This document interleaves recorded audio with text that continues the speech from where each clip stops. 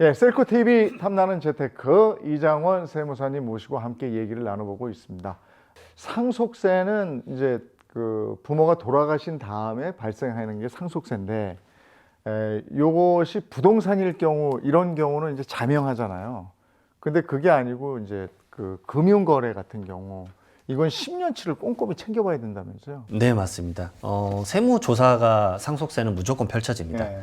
사실 상속세랑 증여세는 신고 세목이 아닙니다. 그러니까 내가 신고서만 넣었다고 해서 그 업무가 끝난 게 아니라 그 신고서를 기반으로 결정을 하게 되어 있습니다. 신고가 잘 되어 있는지 확인한 다음에 세무서에서 꽝 도장을 찍어줘야 이제 결정이 되는 바기 때문에 상속세도 내가 신고서를 넣더라도 대부분 9개월 이내에 상속세 세무조사를 하게 되어 있습니다. 그때 과세관청에서는 이 피상속인의 10년치 계좌 내역, 그다음 상속인들의 10년치 계좌 내역을 전부 다 훑어보게 되어 있고, 둘 간의 거래 내역들이 있으면 전부 다 소명을 해야 됩니다. 네. 그게 전부 다 이제 사전 증여, 증여로 볼 수 있기 때문에 그렇죠. 상속세는 예전에는 부자들만 그 해당이 되는 것으로 생각을 했는데 요즘엔 어느 누구 하나 자유로운 사람은 없는 것 같아요. 저는 그래서 이 상속세가 요즘 바뀌었다. 요즘은 저는 증상 없는 전염병이라고 표현을 씁니다. 네. 대부분 근로소득자나 사업하시는 분들은 매년 연말정산이나 아니면 사업소득에 대해서 일정한 세금에 대한 인지를 하고 계신데, 상속이란 건 말 그대로 평생에 한 번 혹은 두 번 정도만 펼쳐지기 때문에 거의 인지를 못하고 계시거든요. 네. 하지만 본인의 지금 자산 관리를 하시면서 단 한 번도 내가 만약에 올해 아니면 오늘 혹시나 죽었을 때 상속세가 얼마 나올지 계산하신 분들은 거의 없거든요. 네. 근데 그 빈도수가 점점 늘어나고 있습니다. 저도 포털 뉴스를 보게 되면은 상속세 관련 기사가 예전에 비해서 엄청나게 늘었다는 걸 알 수 있습니다. 그건 실질적으로 통계치도 그렇게 반영이 되어 있는데요. 2016년도에는 실질적으로 상속세 신고하신 분들이 한 6,200명, 그리고 상속 재산가액은 한 14조 정도였는데, 이게 대상자가 엄청 늘어서 2021년도에는 이 15,000명 정도가 상속세 신고를 하셨고, 그다음에 상속 재산은 66조 정도가 됩니다. 네. 그래서 거의 두세 배 이상 폭발적으로 증가를 했고요. 네. 그다음에 상속세 대표적인 그 신고 대상 구간이 10억 원 초과 20억 원 이하 부분이 제일 많습니다. 즉 이 말은 뭐냐면 내가 가지고 있던 재산이 주택 하나, 그리고 현금 얼마, 보험금, 대부분 이 정도입니다. 그다음 주식 이 정도인데, 그 부동산이 내가 숨만 쉬고 있었는데 자산 가치가 엄청나게 올라가 버린 거죠. 네. 그래서 기존에는 상속세 과세 대상이 아니었는데 이제는 상속세 과세 대상이 돼버린 겁니다. 10억까지는 공제되던가요? 그게 대한민국 분들은 대부분 일괄공제 5억 원은 거의 다 받으시고, 5억. 그 다음에 배우자가 있으면 기본 5억 원 또 추가로 받을 수 예, 있습니다. 10억이네. 예. 네. 그래서 배우자가 혹시나 없으면 오히려 상속세가 5억밖에 공제가 안 되기 때문에 주택 한 채만 있으시면 거의 다 서울이나 수도권은 상속세 과세 대상이 돼버리는 겁니다. 그러니까 내가 죽어서 애들한테 물려줄 돈이 5억이다. 그럼 상속세는 없는 거예요. 네, 맞습니다. 5억 공제를 받으니까. 예. 5억 미만은 상관없어요. 네, 예. 근데 5억이 넘는 구간에서 이제 10억 정도까지는 아내가, 이제 내가 남자니까 아내가 살아있고 아이들이 있어요. 그러면 10억밖에는 줄 돈이 없으면 그것도 아이들이 세금 안 내도 돼요. 네, 맞습니다. 근데 10억 이상이라면 이제 애들이 상속세 내야 될 준비를 해야 되는 건데, 그 구간마다 퍼센트가 또 다르잖아요. 네, 맞습니다. 네. 이 대한민국에서 이제 이 과세 표준이 생각보다 높게 올라간다라는 점을 많이들 높더라고요. 모르시는. 예. 높아요. 그래서 제가 잠깐 예시를 하나만 들면, 네. 서울의 아파트 이제 매매 평균 가격이 부동산원에서 나왔던 게 17년 1월에는 한 5억 6천만 원 정도. 네. 그러면 만약에 그때 일괄공제 5억 원만 공제받고 돌아가셨으면 상속세가 한 620만 원 정도. 네. 그러면 그 정도는 뭐 큰 부담은 아니실 수 있습니다. 그러나 똑같이 2021년도 1월에 그 아파트 평균 가격을 봤더니 11억 6천만 원 정도가 됩니다. 네. 그러면 5억 공제하고 상속세가 발생을 하면 1억 3,500만 원. 그러니까 나는 똑같은 주택에서 거주하고 있었는데 5년을 더 살았게 되면은 상속세가 22배가 올라가는. 그러니까 자산 가치가 올라간 것에 대해서 나의 세금이 이렇게 급격하게 올라간다는 걸 인지를 못 하시는 거죠. 네. 왜냐하면 자산 가치는 2배 올랐지만 상속세는 22배가 올라갔으니까. 네. 예, 상당히 놀라시게 되는 겁니다. 그러면 내가 이제 5억 정도라서 세금 낼 게 없어요. 그러면 상속세 신고를 따로 안 해도 되는 거 아닙니까? 그냥 저절로 국세청에서 알아서 하는 거 아닙니까? 나머지 자산이나 아니면 사전 증여 재산, 10년 내 상속인에게 증여한 거나 네. 상속인 이외의자에게 5년 내 증여한 게 없으면 네. 그럴 때는 그냥 넘어가고 결정이 되는 경우도 있습니다. 그냥 신고 안 해도 되는 거예요? 네. 신고를 안 하셔도 되지만 저는 신고는 무조건 웬만하면 권합니다. 왜냐하면 첫 번째로는 이 상속세를 먼저 예상을 하셔라. 우선은 재산이 많으신 분들의 이제 가정인데 그런 분들은 상속세가 얼마 나올지 예상을 해서 10년 주기로 상속세를 좀 줄였으면 좋겠다라는 게 첫 번째고, 두 번째로는 이 미래의 양도소득세를 줄이기 위함이다. 왜냐하면 5억 미만이기 때문에 세금을 안 내도 돼. 아까 말씀하셨던 배우자가 있으면 10억 원까지는 세금을 안 내도 돼. 라고 하실 수 있지만 이 부의 이전이란 단계에서 봤을 때는 부모 세대에서 자녀 세대로 만약에 이 자산이 승계가 되는 거니까 부모 세대는 이제 상속으로 끝날 수 있겠지만 자녀 세대는 이걸 받자마자 스타트가 되는 겁니다. 왜냐하면 이 재산이 예를 들어서 뭐 어떤 시가 개념까지 말하진 않겠지만 이게 지금 신고를 안 하게 되면 5억 원인데 이 감정평가라는 걸 받아서 신고를 하게 되면 이게 8억 원까지 올라가거든요. 특히 부동산의 경우에 그렇겠네요. 그러면 미래의 양도소득세를 줄이기 위해서 저는 무조건 이거를 이제 신고를 하라고 말씀드리죠. 그러니까 그게 현찰 5억 뭐 이래서 재산의 가치가 없는 형태면 안 해도 그만이지만 만약에 그게 부동산이나 뭐 이런 쪽이면 나중에 상승 가치가 있다면 뭐 주식도 마찬가지고 전 반드시 신고를 해서 스타트에 영향이 없도록 하라. 네, 이런 맞습니다. 얘기신 것 같아요. 특히 부동산입니다. 네. 왜냐하면 저는 이제 수용 업무도 많이 하는데 수용 업무의 대부분은 부모님이 평생 농사 짓다가 상속 받으신 게 많거든요. 근데 상속 받으실 때 대부분 등기만 하고 신고는 당연히 안 하고. 근데 그 당시에 그러면 농지 같은 경우는 대부분 기준 시가로 이 토지가 상속 취득이 되는데 아주 가액이 낮죠. 근데 그거를 어차피 상속세 내는 건 아닌데 가치를 올려놓으면 미래에 팔 때 양도소득세가 큰 폭으로 줄어듭니다. 예. 상속을 하게 되면 이제 그 자녀 간의 분쟁 같은 게 또 많이 있잖아요. 이런 건 어떻게 해야 돼요? 저는 이제 약간 우스갯소리로 말씀은 드리기는 하는데 사실 당사자분들은 이제 심각하죠. 그래서 제가 경험한 바로는 한 50억까지는 좀 다투세요. 그리고 한 100억이 넘어가면 약간 경찰을 좀 부르시고 이제 법으로 가는 네, 그리고 300억 넘으면 진짜 법원으로 가시는 경우 많습니다. 아, 그래서 제가 계속 미리 이제 돌아가시기 전에 자산에 대한 정리를 하셨으면 좋겠다. 근데 너무 늦게 준비를 하시면 호흡이 이제 없다. 왜냐하면 이 상속세를 줄이기 위한 것도 그리고 증여하기 위한 것도 10년이라는 시간을 좀 지나야 되는데 10년이라는 시간이 남지 않은 상태에서 죽음을 대비하는 경우가 너무 많기 때문에 그런 점이 이제 세금을 못 줄여서 안타까운 것도 좀 있죠. 네.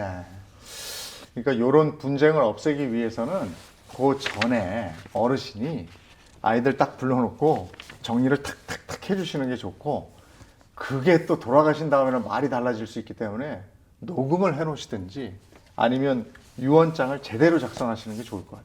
요즘 그걸 확실히 많이 하고 계십니다. 네. 그리고 주변에서 먼저 경험하시는 것 같습니다. 네. 혹시나 이제 주변 분들이 돌아가시고 나서 그 자녀분들의 네. 그 자산 다툼을 보시니까 그 이후에 상담을 미리미리 하시더라고요. 그래서 너한테는 이거, 너한테는 이거 이런 식으로 미리미리 증여를 해주는 경우가 많습니다. 오히려 돌아가시고 나서 이렇게 가져가라라고 했을 때도 그 다음에 다퉈버린 경우가 많아서 오히려 살아생전에 증여를 하시는 경우가 많은데 그 이유 중에 하나가 뭐냐면 자녀들 중에도 한 분이 돌아가셨어요, 미리. 그러면 자녀의 아래인 손주로 넘어가지 않습니까? 근데 손주와 그 자녀 세대는 또 생각이 다르고 이 대화가 또 안 되는 경우가 있고 손주는 또 괜히 서운해하게 생각할 수 있거든요. 왜냐면 내가 가져가야 될 아버지가 있었으면 이 정도가 아니라 더 가져갔을 수도 있었을 텐데 라는 고민을 하는 경우도 있거든요.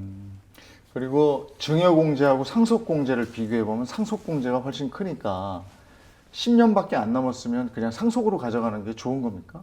이것도 케이스 바이 케이스입니다. 왜냐하면 10년이란 기간을 봤을 때는 그러면은 증여재산 공제가 낮으니까 네. 자녀한테는 주면 큰 효과를 못 본다. 어차피 상속세에 얹어질 테니까. 그러니까요. 하지만 상속인 이외의 의자 중에서 손자, 며느리, 사위가 있습니다. 여기는 5년이 지나면 상속재산에 포함이 안 되거든요. 네. 그러면 이제 물론 이제 내가 얼마나 더 살지를 예측은 할 수는 없겠지만 5년 정도는 건강하게 살 수 있다라고 생각을 하면 이 손주에게 많이들 주십니다. 왜냐하면 자녀 세대는 또 그렇게 안 좋아하시더라고요. 근데 손주는 또 격대 교육이라 그래서 더 예뻐하시고 좋아하시기 때문에. 근데 손주한테 줄 때는 세금이 더 늘지 않습니까? 근데 오히려 자녀 세대에게 바로 줬다가 또 손주에게 주는 것보다 손주에게 거기에 주더라도 나와요? 예, 할증 30%가 더 붙더라도 그게 나. 예, 오히려 나은 경우가 몇 가지 케이스가 또 나옵니다. 그래서 이거는 세무사하고 상담을 네. 해보셔야 되는 부분이군요. 예를 들어서 자녀를 통해서 손주에게 어차피 갈 거면 2번 거쳐서 갈 때 세금이 더 크기 때문에 그렇죠. 한 번에 주는 게 낫고 네. 그다음에 자녀가 여력이 안 될 때 네. 결국은 이 조부모가 손주에게 좀 준다거나 그런 식으로 이제 많이 활용할 수 있는 케이스가 있습니다. 그 애들 학비를 조부모가 내주고 학원비 내주고 이런 건 괜찮은 거예요? 사실은 안 돼요. 아, 왜냐하면은 그 세법에는 이렇게 적혀 있습니다. 피부양자의 생활비나 교육비 이런 게 적혀 있는데 조부모는 손주를 부양할 의무가 없습니다. 왜냐하면 네. 부모가 있기 때문에. 네. 그래서 그렇게 금액을 주게 되면 사실상 이 증여가 되는데 네. 대부분의 과세관청에서는 그 금액이 엄청나게 크지 않으면 네. 그 손주에게 용돈을 줬겠거니 하고 넘어가는 경우도 좀 있습니다. 아니 왜냐하면 요즘에는 아이들 교육시킬 때 허리가 휘니까 할아버지의 재력, 아빠의 무관심, 엄마의 정보력 이렇게 가잖아요. 네. 그러니까 저 교육비는 할아버지한테 나오는 집들이 많아요. 그래서 저는 이제 말씀드리는 게 그냥 현금 2천만 원 주시고 그걸로 교육비 쓰게끔 네. 하셔라라고 말씀을 드리는 거죠. 또 하나 우리나라는 왜 유독 이렇게 상속 증여세에 높게 과세하는 거예요? 세율표가 22년간 바뀌지 않았습니다. 네, 과세 표준과 세율이 22년간 바뀌지 않았는데 예를 들어서 제가 지금 있는 사무실 근처 아파트 단지가 22년 전에 3억 원이었습니다. 그러니까. 그러면 그때는 상속세 공제가 똑같이 일괄 공제 5억 원이었거든요. 네. 그러면 그때 돌아가시면 당연히 상속세가 발생하지 않죠. 네. 근데 거기 아파트가 물론 이제 지금에는 부동산 하락 때문에 조정이 좀 있지만 최근에는 평균 아파트 가격 20억이었거든요. 그럼 20억 원 가지고 일괄 공제 5억 원 받고 상속세를 계산을 하면 4억 원에서 6억 원대 이런 큰 금액이 나와버리기 때문에 그 세율표의 조정이 어느 정도 좀 물가 상승률을 좀 반영해야 되지 않을까라는 생각을 좀 합니다, 요즘은. 네. 근데 우리가 이제 20년 전에 이게 만들어졌다니까 요즘에는 조금 저 상속 증여세를 손봐야 되겠다 이런 소리도 많이 들리던데. 네, 세율표를 지금 손보겠다는 얘기는 아직은 안 나왔고요. 최근에 손보겠다고 말했던 거는 이제 유산 과세형을 유산 취득형으로. 왜냐하면 지금 상속세는 피상속인이 갖고 있는 총 재산가액에서 과세를 합니다. 그렇기 때문에 세율이 높죠. 예를 들어 10억 가지고 있으면 10억에 대해서 세금을 계산하게 되어 있는데 이걸 시스템을 뭘로 바꾸냐면 자녀들이 받은 만큼에 대해서 각자 세금을 내는 걸로. 그러면 세율이 분산되기 때문에 더 낮아지는 거죠. 그렇죠, 그렇죠. 네, 자녀가 그렇게 하면 되겠네. 예를 들어 상속인이 10명이면 1억 원씩 줬다 그러면 1억 원에 대한 세율이니까 상당히 낮아지는 맞아, 거죠. 요즘에 뭉뚱그려서 하거든요. 그래서 만약에 30억이다. 그러면 내 집사람이 뭐 15억 가져가고 나머지를 애들 줘요. 그래도 이거는 공동으로 똑같이 세금을 한꺼번에 소위 얘기해서 때려버리니까. 맞습니다. 예. 이게 그러니까 그래서 높은 받은 세율. 만큼만 줘라. 네, 네. 그거 괜찮다. 그거 논의를 지금 이제 계속 하고 있는데 네. 내년에 좀 어느 정도 이제 방안에 대해서 할지 안 할지에 대한 그 보도 자료가 곧 나올 것 같습니다. 그러니까 우리가 지금 50%인가 구간이 맞습니다. 30억이에요. 50억이에요. 과세 표준 30억 원이 넘어가면 이 세율이 50%입니다. 너무 아니 솔직히 높습니다. 요즘 저 집 한 채가 30억인데 그러면 집 한 채 30억 넘겨주면 그 강남의 집들은 대부분 40억 넘어요. 맞습니다. 그러면 10억 공제 받으면 30억이에요. 그러면 반 15억이 그냥 세금이에요. 그래서 지금 대부분 분들이 잘 모르는데 과세 표준 100억이면 세금이 상속세가 45억 4천만 원이에요. 그렇다니까요. 그래서 제가 오시는 분들한테 말씀을 드립니다. 과세 표준 이미 30억 원이 넘어가신 분들한테 말씀드리는 게 선생님이 그러면 또 그런 분들은 또 유독성도 많습니다. 월마다 들어온 수입이 뭐 2천만 원 이러시거든요. 그럼 간단히 말씀드립니다. 1,000만 원은 국가 거다.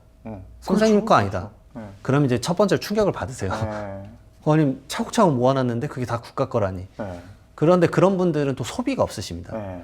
저는 이제 노노상속이라고 말씀을 드리는데 노인이 노인한테 상속이 펼쳐집니다. 그래서 상속인들이 젊으실 거라고 생각하지만 상속인분들 평균 나이가 50대에서 60대입니다. 맞아요. 왜냐하면 상속 통계 보시게 되면은 80대 이상 돌아가신 분들의 그 평균치가 53%고요. 네.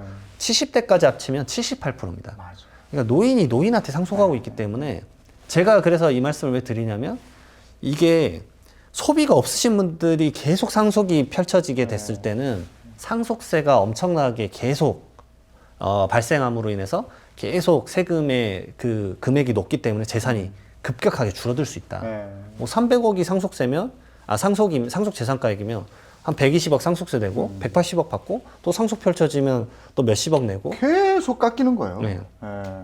그러니까 불효라고 생각하지 마시고, 사실은 자녀가 먼저 얘기하기는 좀 그래요. 그러니까 어르신들께서 요걸 좀 보여주세요. 어르신들한테 우리 셀코 TV 상속 증여편을 보여주세요. 그리고 아버지 이거 한번 보시죠. 그리고 슬쩍 한번 보여주시고요. 그 다음에 이번에 설에 모이면 설 명절 지내고 나서 기분 좋으실 때 한번 모여서 그 얘기를 하시는. 아니 아버지 30억 열심히 버셨는데 그거 절반을 나라에서 가져간답니다. 이거 어떻게 생각하십니까? 쓰고 가시든지 주고 가십시오. 얘기를 하는 게 예, 낫다. 맞습니다. 예. 그래서 저는 이제 이런 차원에서도 말씀을 드립니다. 예. 자녀들이 지금 20, 30대 자녀분들은 사실 활동적이고 에너지가 넘칠 때잖아요. 20, 30대는 항상 그렇듯이. 근데 지금 근로소득으로는 내가 올라갈 수 있는 게 한계가 있다라는 걸 뼈저하게 느끼는 거죠. 왜냐하면 자본의 속도를 따라갈 수 없으니까.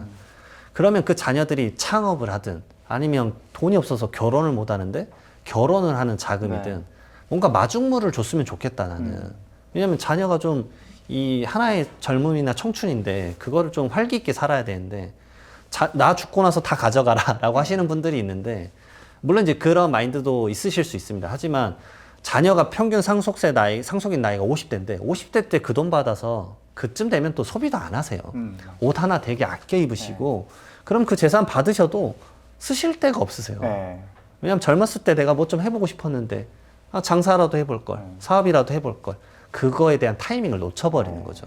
저는 그런 것들이 좀 원활하게 가족끼리 진행될 수 있게끔 뭐 얘기를 나눠보시는 게 좋겠다고 생각합니다. 아끼다 뭐 된다 이런 얘기 있지 않습니까? 근데 이게요, 내가 버는 것 절약하고 아껴 쓰고 중요하죠. 근데 너무 그러면요 세금으로 다 나가요. 그러니까 어느 정도 소비는 필요하다.